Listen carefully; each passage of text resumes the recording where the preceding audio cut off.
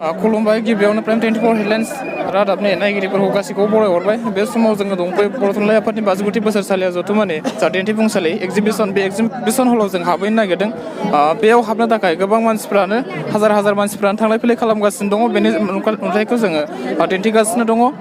बे समाव माखासे मानसिफ्रा थांलाय फैलाय खालामनायनि नुथायखौ जों दिन्थिगासिनो दङ बेखौ दिन्थिनो थाखाय केमेरा पार्सन महेश बसुमतारीखौ दिन्थिनो थाखाय खावलायबाय बे समाव जोङो एग्जिबिसननि सिङाव दिन्थिफुंसालिनि सिङाव हाबनो थाखाय आवगायदों बे एग्जिबिसन एबा दिन्थिफुंसालिनि सिङावनो माखासे दखानफोर गलाफोर होदों बेनि नुथायफोरखौ जों दिन्थिलांनो आखायाव लादों बेयाव बायदि रोखोमनि गलाफोर जों नुनो मोन्दों बेनि जा नुथायफोरजों बेखौ दिन्थिलांनो आखायाव लाबाय बे एग्जिबिसनाव जों मोनसे नुथाय नुनो मोन्दों बे मोनसे गार्डेन बरियानो जोबोद मोजाङै साजायनानै दोनदों जे बेयो मोनसे समायना गार्डेन बेयाव जों मोनसे दालां नुनो मोन्दों बे दालाङाव गोबां मानसिफ्रानो थांलाय फैलाय खालामगासिनो दङ बेनि नुथायखौ जों दिन्थिनो थाखाय आखायाव लादों बे दालांनि सिङावनो दङ मोनसे फुख्रि एबा दैमायाव जों दालां होनाय जायो बेनि मोनसे नुथायखौ बेयाव दिन्थिनो नाजादों आरो बेयाव मानसिफोरनि गोसोखौ बोहोनो थाखायनो बे मोनसे नुथायखौ बानायनाय जादों बेखौ जों हमदांनो हादों आरो बेयाव गोबां मानसिफ्रानो थांलाय फैलाय खालामगासिनो दङ बेयो मोनसे समायना नुथाय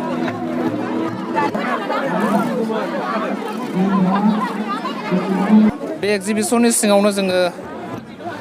गरेस्वर साइन्स एकाडेमि बे साइन्स एकाडेमिया बेयाव माखासे दिन्थिफुंनो लादों बे दिन्थिफुंनायनि सोमोन्दै जों माखासे बाथ्रा मोनथिनो बेयो सेवेज वाटार ट्रिटमेन्ट प्लान्ट माने इयाव जों कलकारखानानिफ्राय ओंखारनाय दै बायदिफोरखौ जों इयाव ट्रिटमेन्ट खालामनो हायो माने साफा खालामनो हायो आरो फार्स्टआवनो जों बेयाव फार्स्ट मोनसे स्टेजाव जों बे कलकारखानानिफ्राय ओंखारनाय दैखौ दोनगोन बेनि उनाव बेनिफ्राय जा लेथ्रा मुवा प्लास्टिक बायदि दङ बेफोरखौ साफा खालामगोन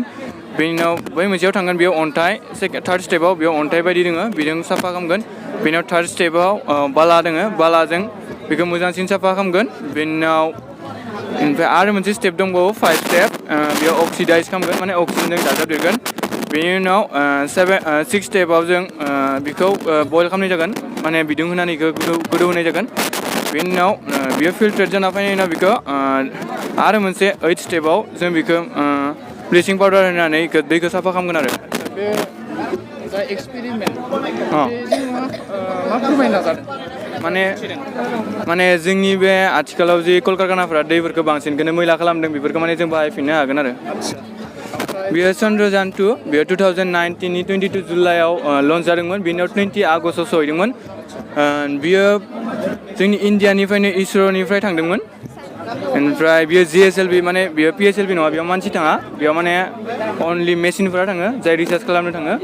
बेनिफ्राय बियो मोनहैदोंमोन नाथाय अरबिटखौ पार जानानै थांनायनि उनाव बिनि सिगनेला लुज जादोंमोन माने बिनि सिगनेलखौ मोनाखै दिनैयावलासे नायगिरनानै मोनाखै बे बुस्थुखौ साक्सेस जायासै आरो मा फोरमायनो नागिरदों ओमफ्राय बेजों जों माने एवारनेस सिस्टेमाव लाबोदों आरो बेखौ जेनेबा बेनि सायाव मोन्थियो ओमफ्राय बेनि उनाव दंबावो जोङो जानुथाय दङ बे मा बेखौनो फेरोफ्लुइड बेयाव आयरननि गुन्द्रा बेनि उनाव इन्जिन अइल बेनि उनाव कार्टेज जा प्रिन्टारनि कालार बेखौ इउज खालामनानै मिक्स खालामदों बेनि उनाव जों जुदि सुम्बुखौ खाथियाव लाङोब्ला बियो सुबादि जायो आरो ओमफ्राय जुदि बोखारना फैनोबा बे लाव जाफिनो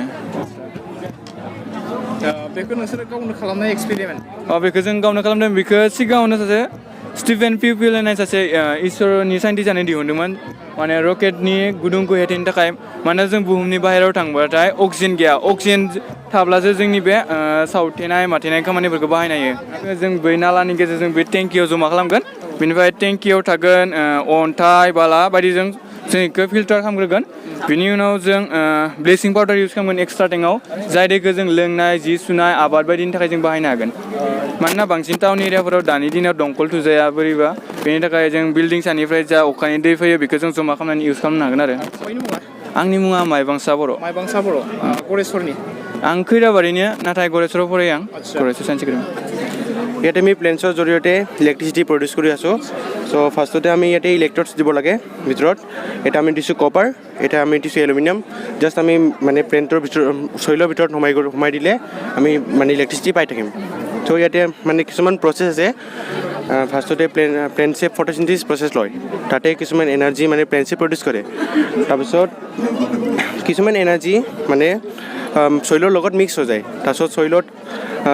বহুত মাইক্ৰ' অৰ্গেনিজমছ আছে আৰু এই মাইক্ৰ' অৰ্গেনিজমছে মানে যোনটো প্লেণ্টৰ এনাৰ্জি আছিল সেই প্লেণ্টৰ এনাৰ্জিটো এবজৰ্ব কৰি পেলাই আকৌ ৱেষ্ট প্ৰডাক্ট প্ৰডিউচ কৰে এই ৱেষ্টটো আমি ইলেক্ট্ৰনছ বুলি ক'ব পাৰোঁ ঠিক আছে তাৰপিছত এই ইলেক্ট্ৰনছটো আমি মানে ইলেক্ট্ৰনছ দি পেলাই আমি এইটো ইলেক্ট্ৰিচিটিৰ বাবে মানে ব্যৱহাৰ কৰি আছোঁ উঠাই পেলাই जों बेखौनो बुंनो नागिरो जे जों फिउचाराव बा लाइफफोरखौ इजि खालामनो थाखाय अट'मेटिक बुस्थुखौ इउज खालामनो हागोन बेफोरखौनो खिन्थानो नागिरदों जों माने हमना ला नै बेटारिया मोनसे गारि आरो जायनाखि नै गारिया निजा फैगोन गारिबा मानसि फैगोन नै दराव गोलैनाय लोगो लोगो नै प्रेसार गोलैनाय लोगो लोगो गेटा अट'मेटिकलि खुलिगोन नै जिथानि गारि फैयै आख' हखारफिनना थांफिनलांगोन माने गेटा हारसिं बन्द जाफिनगोन बेखौ फिउचाराव जों मेकानिकेलि सानो गेटखौ बनायनानै मोजांके पारफेक्ट खालामनानै आसल गेट बनायनो हागोन आरो माने वाचमेननि दरकार गैला गेटा हारसिं अपेन क्लस जागोन ओमफ्राय जोंनियाव अट'मेटिक लाइट बनायदो जिथानखि सान जायो होमबाना लाइटफोरा हारसिं जोंबाय थायो जिथानखि हर जायो लाइटा हारसिं गोमो माने जोंनियाव मोनसे सेन्सर इउज खालामदो एलडिआर होनना बुङो लाइट डिपेन्डेन्ट रेजिस्टर जिथानखि सान्दुंनि लाइटा नियाव गोलैयो नङाना माने इयो माबा बेटारिनि बा लाइटनिफ्राय जिखुनु पावार सर्सनिफ्राय एनार्जिखौ रेजिस्ट खालामनो हायो जिथानखि सान्दुं एनार्जि गोलैयो रेजिस्ट खालामना होनानै इलेक्ट्रिसिटि फ्ल'आ बुहुत स्ल' जाना होनानै लाइटा जोंना बन्द जालाङो ओमफ्राय जिथानखि आख' खोमसि जाफिनो रेजिस्ट खालामनाया बन्द जानो हायो हमना दा सान्दुं लाइटनियाव गोलैयो थानायखाय इयो रेजिस्ट जाबाय थादों ओंखाय लाइटा जोङाखै दा खोमसि जाना होबाथाय रेजिस्ट जानाया बन्द जाना होबाथाय लाइटा जोङो जोंनिया माखासे दखानफोर दङ दख'ना दखानफोर बोरै सेलिं जादों आब' मा सोलिनायाथ' बारा मोजां जायाखै बारा मोजां जायाखै दिनै एसे साबसिन जादों आरो औ दिनै एसे साबसिन जादों दाख्लैथ' गैखायानो मैयाबो खम ओमफ्राय दिनै एसे साबसिन जादों आरो मानसियाबो दिनै बांसिन नालाय औ